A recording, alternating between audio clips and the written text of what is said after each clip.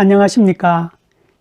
인생 후반기 알찬 계획과 노후 행복을 위한 정보를 전달해 드리는 채널 내꿈TV의 내꿈쌤입니다. 오늘도 제 채널을 방문해 주신 여러분 감사합니다. 여러분, 올해 제 나이가 61, 만으로 60세인데 60이란 나이는 예전부터 특별한 의미가 있었죠. 60이 되면 인생 한 바퀴를 의미하는 60갑자를 다 돌고 황혼을 맞이하는 환갑의 나이가 됩니다.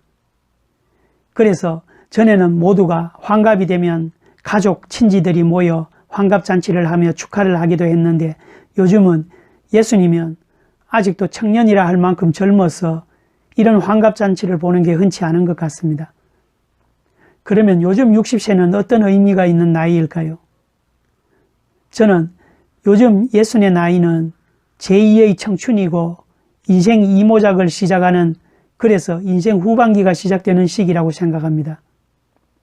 50대까지는 가족을 위해 일 중심으로 살았던 시기였다면 60대부터는 자기가 하고 싶은 일을 하며 삶의 여유를 갖게 되는 시기라 할 수 있겠죠.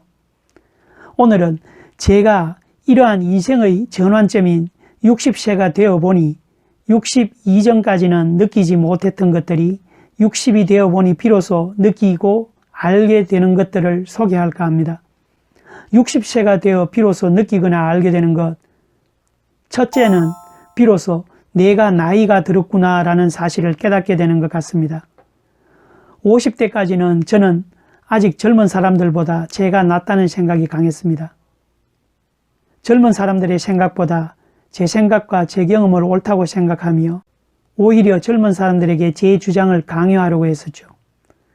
저의 의견이 받아들여지지 않고 젊은 사람들의 의견이 받아들여질 때는 왠지 무시당하는 느낌으로 자존심이 상하기도 했었습니다. 60이 된 이제는 역시 이미 9세대가 된 저보다 새로운 정보를 빨리 받아들이는 젊은 사람들이 훨씬 순발력 있게 일도 잘한다는 것을 비로소 인정하게 되는 것 같습니다. 제 나이를 생각하고 제 주제를 파악해서 말도 아끼고 그들의 실력을 겸손하게 받아들이는 자세로 바뀌는 것 같습니다.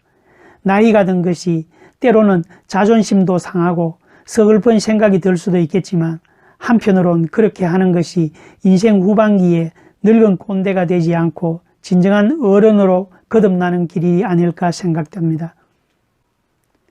두 번째로는 내 몸이 변했다는 사실입니다.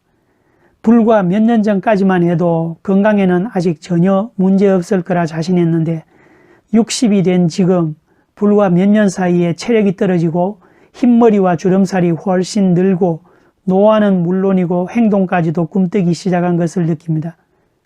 또 기억력과 건망증도 심해져서 방금 들은 이야기도 뒤돌아서면 잊어버리고 현관문이나 자동차 문을 잠근 사실을 잊고 돌아가서 다시 확인하는 일도 잦아지고 있습니다.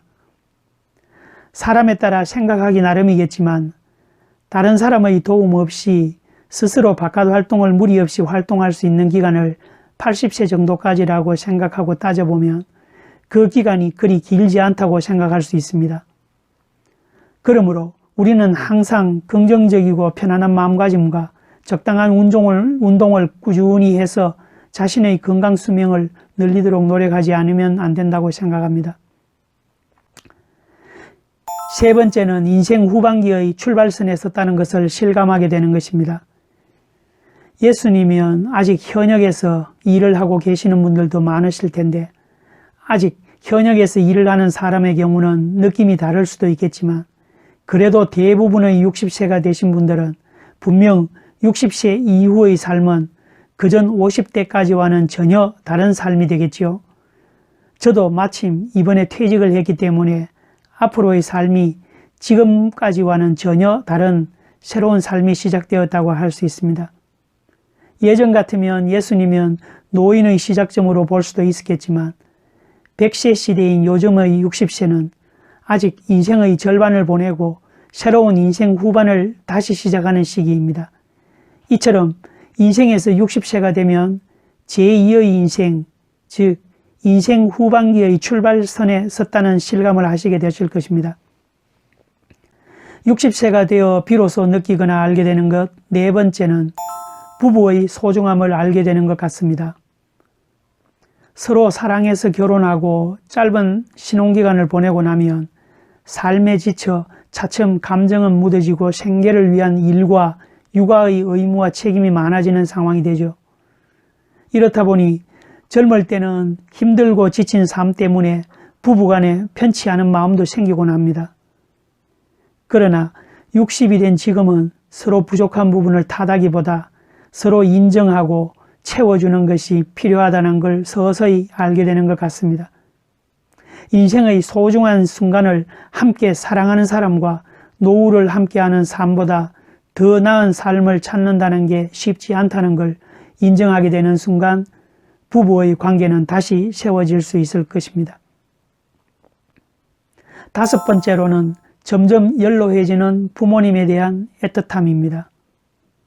저는 아버님께서 일찍 돌아가셔서 지금은 어머님 홀로 계시지만 지금까지 회사 일, 자녀 교육 등 사는 것이 바쁘고 힘들다는 핑계로 어머님께 별로 신경을 쓰지 못한 것이 이제 나이 60이 되니 어머니께서 이제 정말 나이가 많이 드시고 앞으로 사실 날이 얼마 남지 않았구나라는 사실을 깨닫게 되는 것 같습니다.